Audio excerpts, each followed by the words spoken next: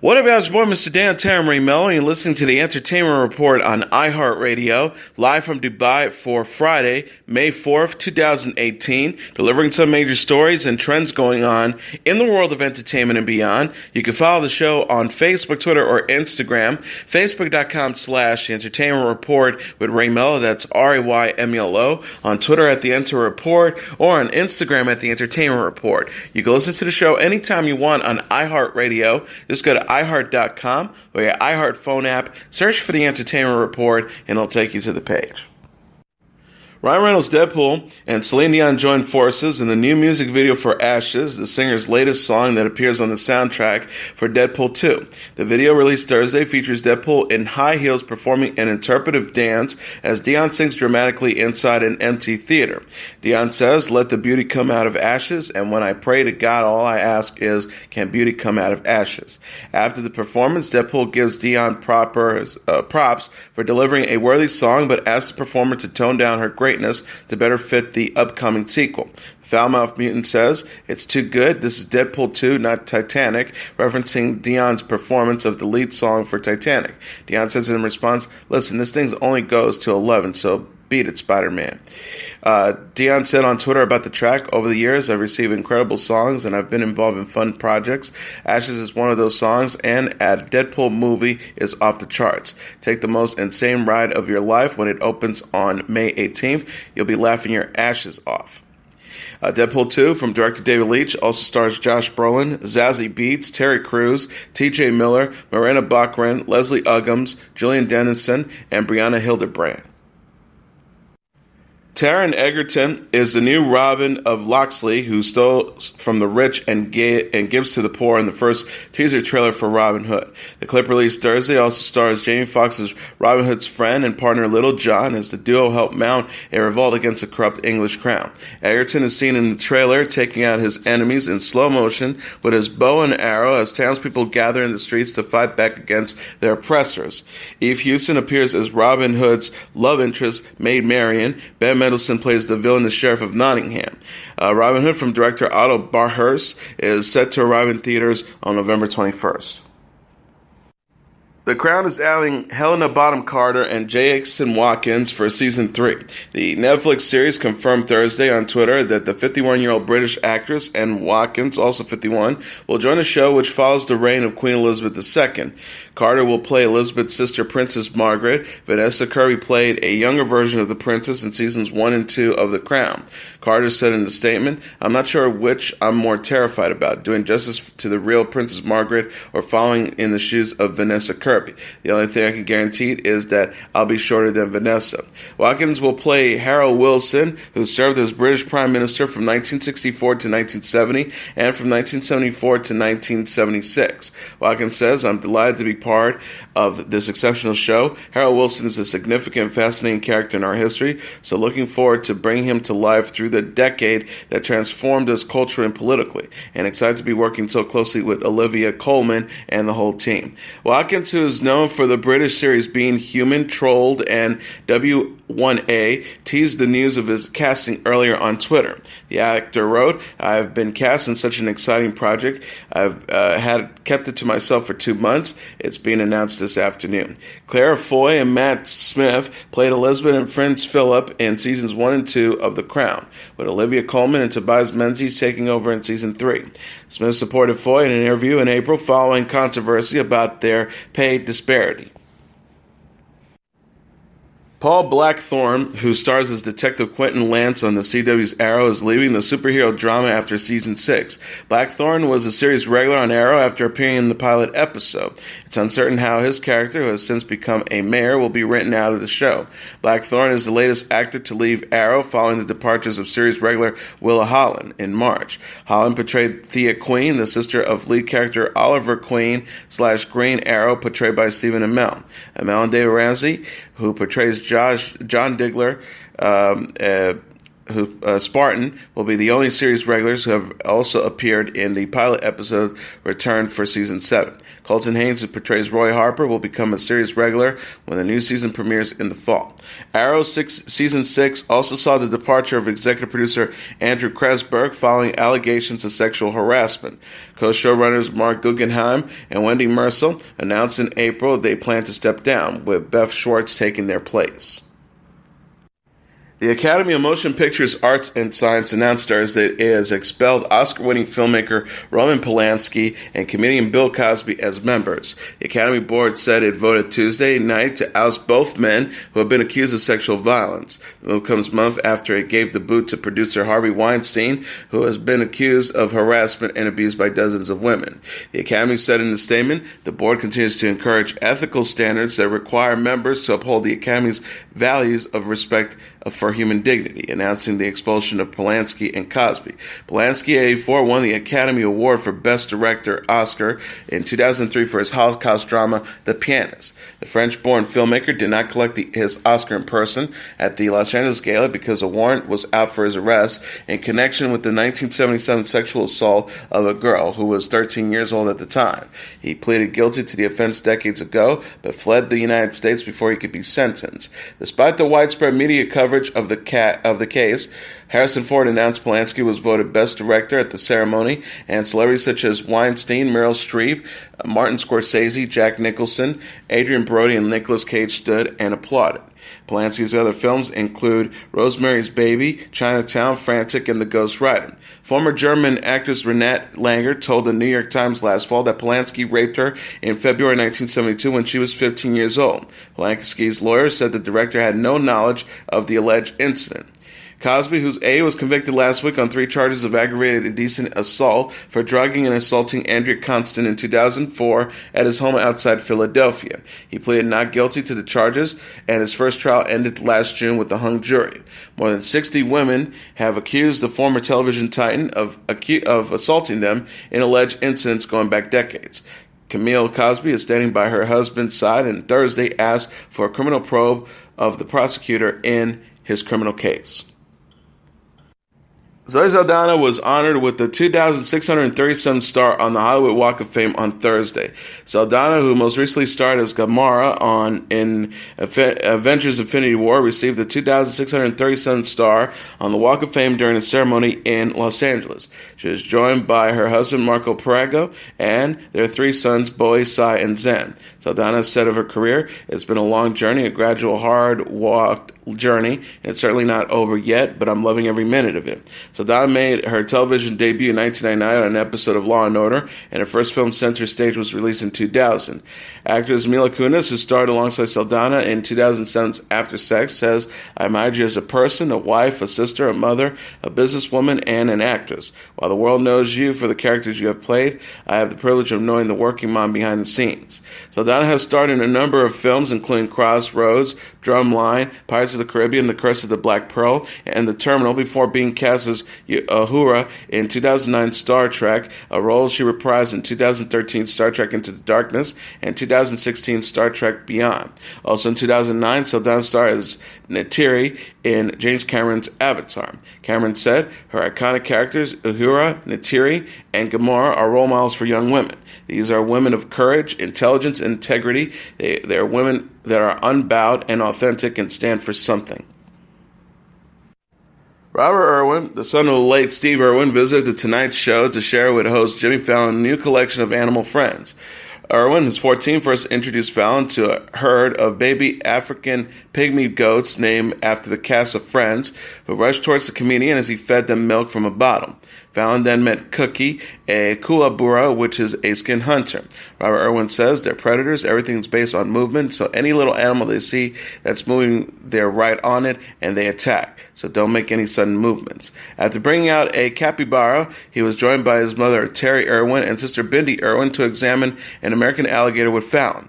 The late-night host ended the segment by kissing the alligator on the head. Steve Irwin was recently honored with the posthumous star on the Hollywood Walk of Fame, known as the Crocodile Hunter for his popular TV show of the same name. He was a zookeeper and wildlife documentarian. He died in 2006 after a stingray pierced his heart while he was filming underwater. Robert Irwin told Fallon, "It was such an amazing honor, really a true honor for us, because he was really one of the only conservationists honored on the Walk of Fame. So it's great to keep his message and really keep his dream alive."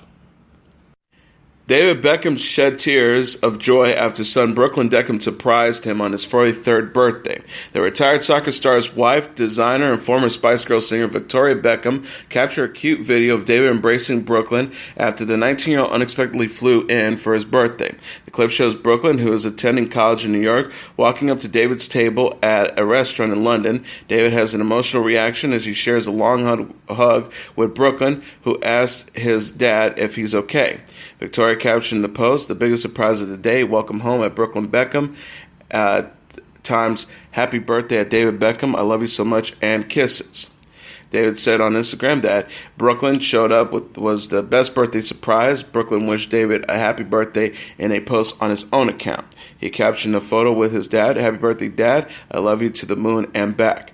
David and Victoria have Brooklyn, 15-year-old son Romeo, 13-year-old son Cruz, and 6-year-old daughter Harper. The couple spent the evening before Victoria's birthday with their 4 children in April. Victoria said at the time, "Birthday eves with my babies, and I love you so much at David Beckham, kisses." Brooklyn is studying photography at Parsons School of Design.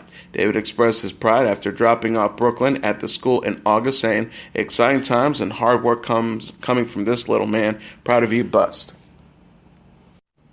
The man who stalked Sandra Bullock in 2014 has died from a self-inflicted wound following a standoff with police, official says. Officers surrounded Joshua Corbett's home in La Crescenta, California, Wednesday to serve a warrant regarding a possible parole violation. Corbett barricaded himself inside his residence and threatened police, prompting a SWAT team's presence, a spokesperson for the Los Angeles Police Department told People magazine. Once police entered the home, they found Corbett dead from a self-inflicted wound. Police did not confirm how Corbett died, but noted no gunshots were fired during the standoff, ABC 7 reported. Corbett was arrested in Bullock's Los Angeles home in June 2014. Police searched his home and found arsenal weapons. Corbett was charged with 7 counts of machine gun possession, 2 counts of assault weapons possession, 10 counts of possession of a destructive device, stalking, and burglary. Bullock obtained a protective order against Corbett after the incident, requiring him to stay at least 200 yards away from the actress. Former The Voice coach Christina Aguilera says the show is no longer about the music. The 37-year-old singer said in the May 5th issue of Billboard that the NBC reality competition is a, quote, churning hamster wheel focusing on making good TV moments.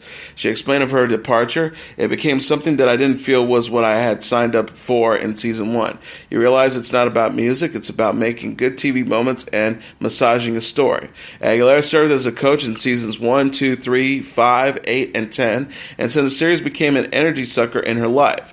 The star said, "I was longing for freedom before recounting her post-show routine." She shared, "I would just take everything off, the makeup, all of it, and I would blast hip-hop or Nirvana, Creep, Slayer, anything like that to get me out of that zone, that TV mode." Aguilera is instead focusing on her 8th studio album, Liberation, which debuts June 15th. She released a single, Accelerate, featuring Ty Dolla $ign and 2 Chainz, and a music video for the song Thursday.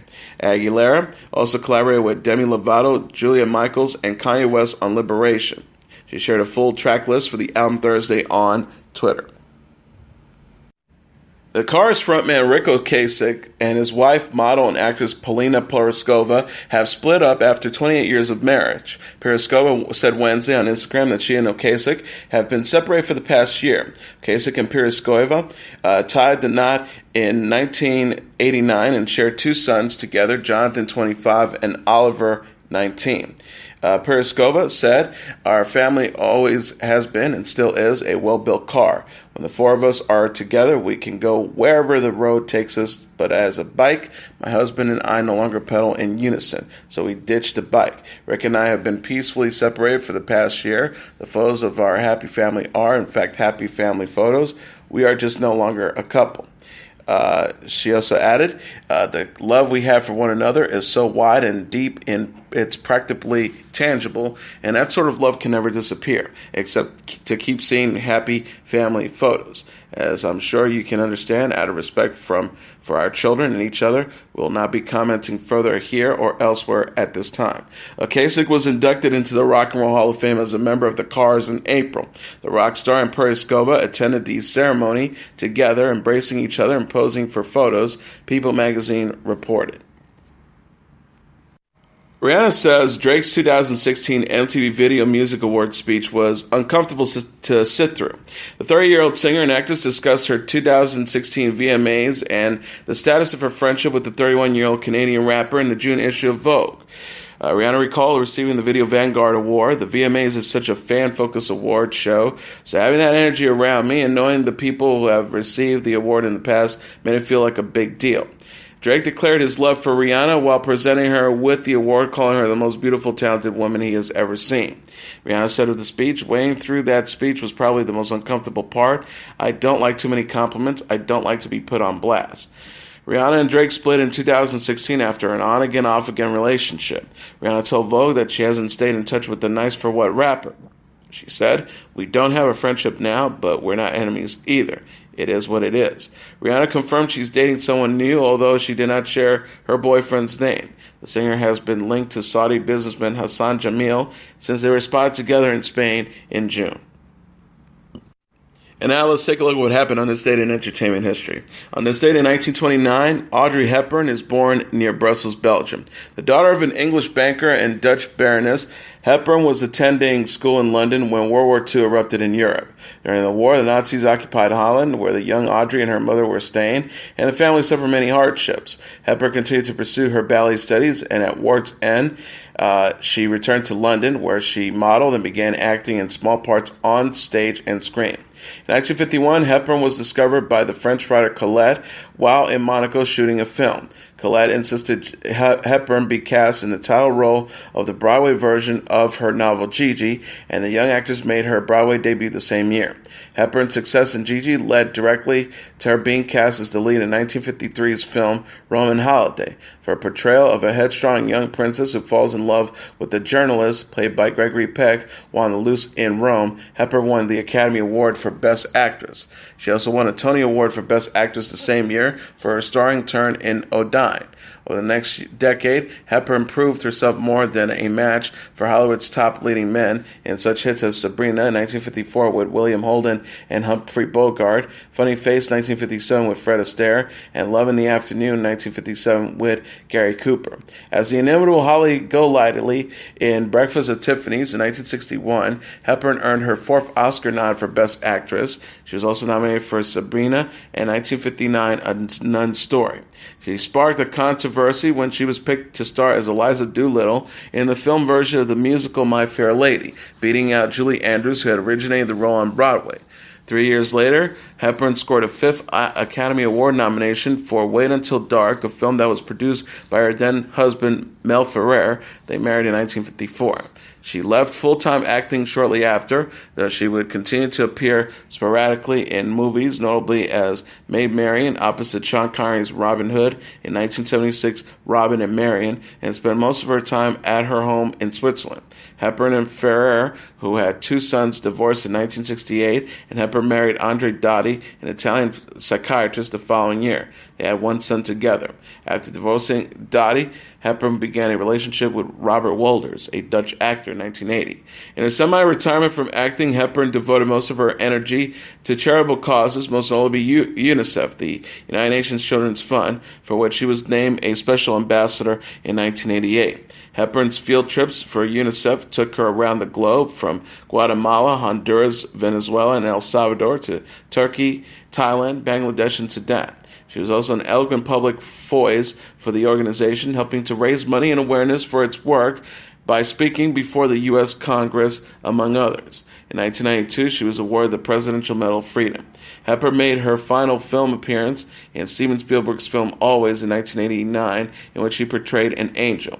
In 1992, shortly after returning from a UNICEF trip to Somalia, Hepburn was diagnosed with colon cancer. After undergoing surgery in November, she died on January 20th, 1993, at her home at Lausanne, Switzerland, at the age of 63. Also on this date in 1956, Gene Vincent records Be-Bop-A-Lula.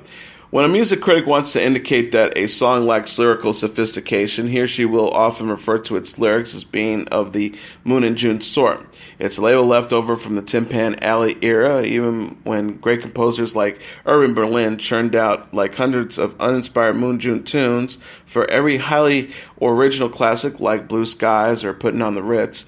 If rock and roll has an equivalent in the area of cliche lyrics, it probably may be Baby or Maybe, a rhyming pattern made famous in the smoldering early rock classic Be-Bop-A-Lula, which was recorded in Nashville, Tennessee by the rockabilly legend Gene Vincent on this date in 1956.